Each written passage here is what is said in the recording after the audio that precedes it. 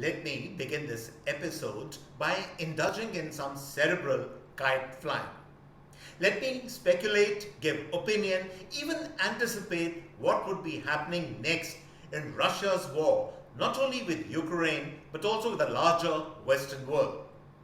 I do this because so far no definitive pronouncement of the cessation of hostilities has been made or a breakthrough achieved in this mind-numbing, soul-searing war. The war continues and the charges and countercharges of atrocities fly thick and fast either side. But something significantly has changed. The world order is on the cusp of changing once again. And this time, India could be playing a very significant role in the changing situation. I will first summarize the change I predict is close at hand, and then later I will expand on my observations. I believe that both Russia and the United States have achieved their goals in this war, and from this point onwards, it will be a case of diminishing returns for both countries. Europe, caught in the maelstrom, is not coming out of this smelling of roses. And Ukraine as we know it will transform, if it has not already, into a different, emaciated, unrecognizable entity despite all the heroics of Zelensky and his last stand. The United States in particular, I feel, would be eager to shift its Europe centrism and even Russia obsession to Asia and finally try to mount and tame the elephant in the room, that is China. And it cannot do that without India not being on its side. A huge opportunity therefore awaits India, and all these developments could be happening in the next couple of days in Tokyo when Modi will meet Biden and his Japanese and Australian counterparts. But first, before we take a stab at what could happen in the future, a big warm welcome to all viewers of the CAA show. CAA, as all of you know, is Conversations and Analysis, and my name is Juggi Bhasin.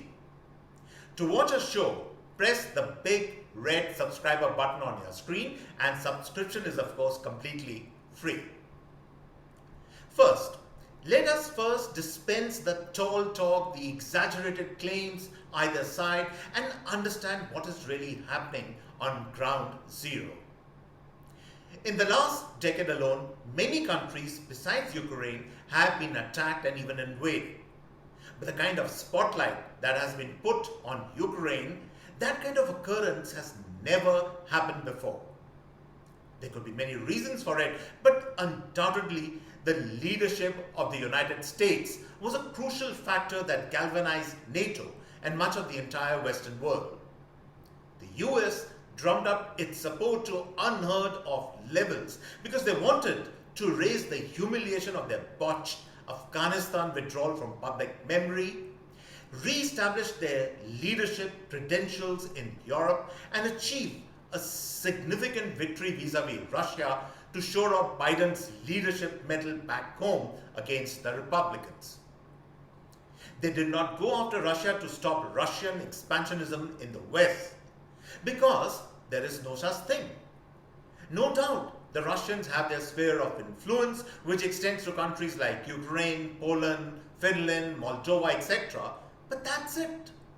They do not have the power or even the will for world domination, unlike their earlier avatar of the Soviet Union during the Cold War.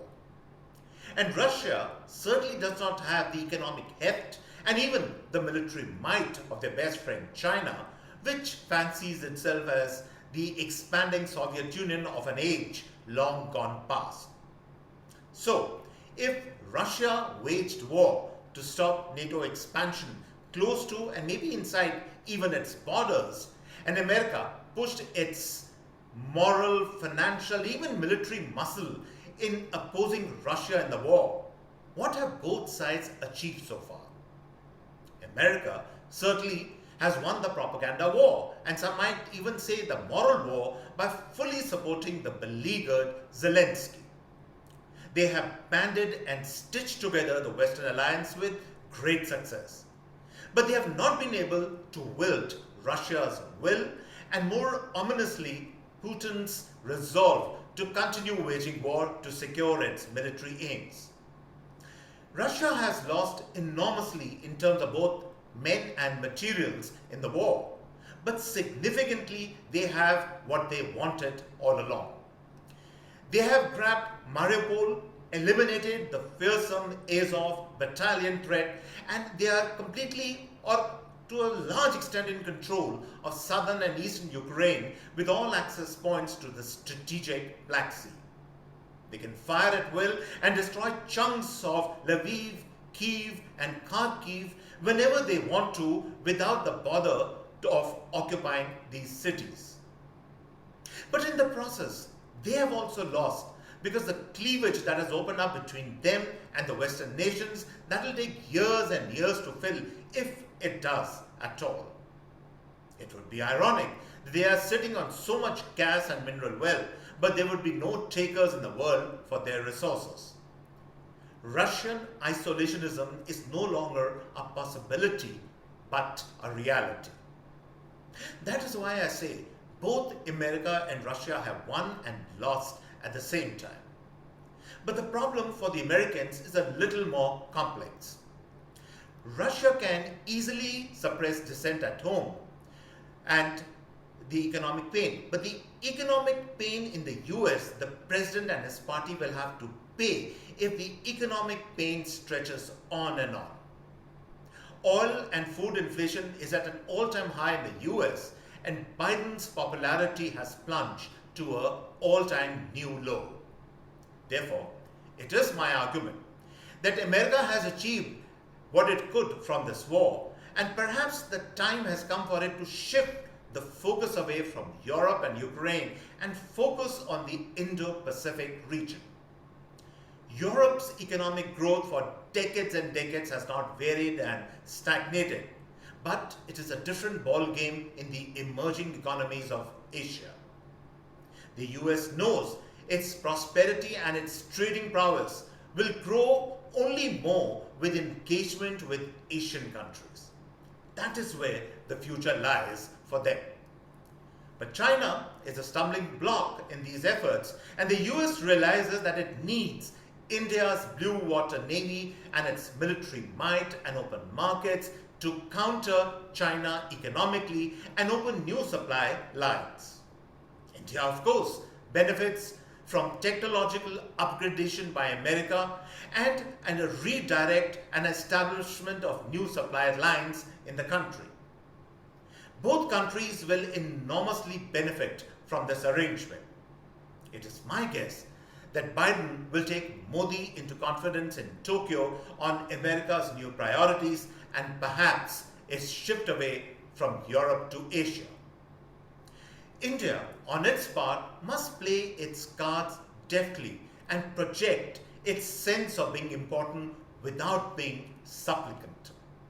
The new world order would once again be changing, and how? And so, on this note, I come to the end of this episode of the CAA Show. I hope you really enjoyed this particular episode, and do subscribe to us. And on this note, it's goodbye and cheers from my end.